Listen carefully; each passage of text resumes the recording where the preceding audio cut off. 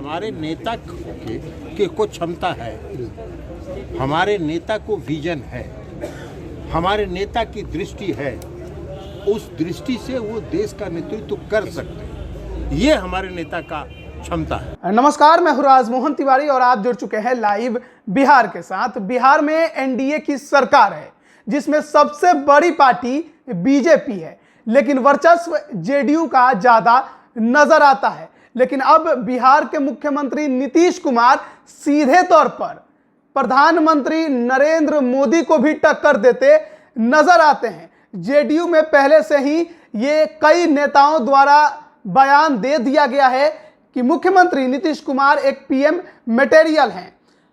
बिहार के राजधानी पटना में जेडीयू के राष्ट्रीय परिषद की हाल में बैठक हुई। अगर बात करें कल की, तो कल की बैठक में तमाम बड़े कद्दावर नेता मौजूद थे और इस बैठक में जेडीयू के संसदीय दल के अध्यक्ष उपेंद्र कुशवाहा ने एक प्रस्ताव रख दिया। प्रस्ताव यह था कि मुख्यमंत्री नीतीश कुमार में वो सारे गुण हैं जो प्रधानमंत्री के लिए पद के लिए उन्हें योग्य बनाते हैं। इस प्रस्ताव को जेडीयू के राष्ट्रीय परिषद में सर्वसम्मति से पास भी कर दिया गया और उसके बाद जब राष्ट्रीय परिषद की बैठक खत्म हुई तो राष्ट्रीय अध्यक्ष जेडीयू के लल्लन सिंह बाहर आए। उनसे इस पर सवाल भी किया गया तो उन्होंने साफ तौर पे कहा कि प्रधानमंत्री पद के लिए योग्य हैं नीतीश कुमार, उनके अंदर इसके सारे गुण हैं, लेकिन हमने कभी उन्हें उम्मीदवार के तौर पर नहीं देखा है। क्या कुछ कह रहे हैं लल्लन सिंह, पहले आप उन्हें सुनिए। 15 में शुरू हुआ, अब वो शुद्ध नल का जल योजना भारत सरकार ने 2019 में प्रारंभ किया। तो ये नीतीश कुमार जी का विजन है और उस विजन के तहत उनमें क्षमता है। अब साइकिल पोशाक योजना, साइकिल योजना 2005-06 में नीतीश कुमार जी ने बिहार में शुरू किया। कई राज्यों ने उसको अडॉप्ट किया। ये उनका विजन है कि जो वो सोचते हैं विकास के प्रति उनका और बिहार को आगे ले जाने का, उसको कई राज्यों ने अडॉप्ट किया। इसलिए ये कहा जाता है उसके चलते कोई दावेदारी का सवाल नहीं है, दावेदारी नहीं। जवाब तो माना सवाल खड़े हो रहे हैं। देखिए, उसका कोई मतलब नहीं है, इसलिए कि नीतीश कुमार जी के चेहरा को कोई भी राजनीतिक दल स्वीकार नहीं करता है। उनका चेहरा किसी भी राजनीतिक दल को पसंद नहीं है, लेकिन उनमें है क्षमता।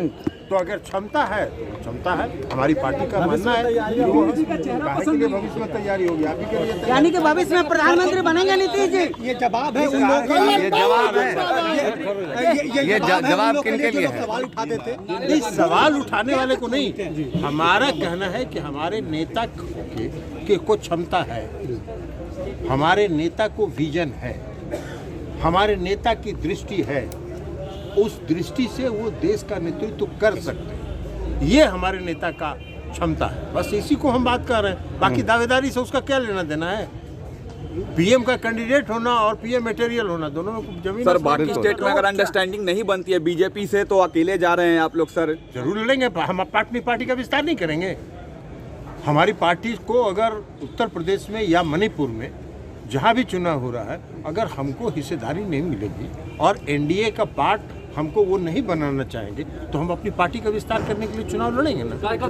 तो अभी आप सुन रहे थे जेडीयू के राष्ट्रीय अध्यक्ष लल्लन सिंह को, जिनका साफ कहना है कि जो विजन है मुख्यमंत्री नीतीश कुमार के पास, जिस प्रकार से उनकी कार्यशैली है, वो उन्हें एक प्रधानमंत्री पद का योग्य उम्मीदवार बनाती जरूर है। लेकिन फिलहाल बिहार की एनडीए में दावेदारी की बात करें तो दावेदारी मुख्यमंत्री नीतीश कुमार की तरफ से नहीं है। वहीं दूसरी तरफ एक बात और उन्होंने कही कि यूपी और मणिपुर में जो विधानसभा के चुनाव होने वाले हैं, अगर उसमें एनडीए वहां पर उन प्रदेशों में एनडीए यानी बीजेपी, साफ अगर तौर पर कहें तो बीजेपी जेडीयू को अपने गठबंधन का हिस्सा नहीं बनाती है तो पार्टी के विस्तार के लिए स्वतंत्र रूप से यानी जेडीयू अकेले भी मैदान में उतरेगी और चुनाव लड़ेगी।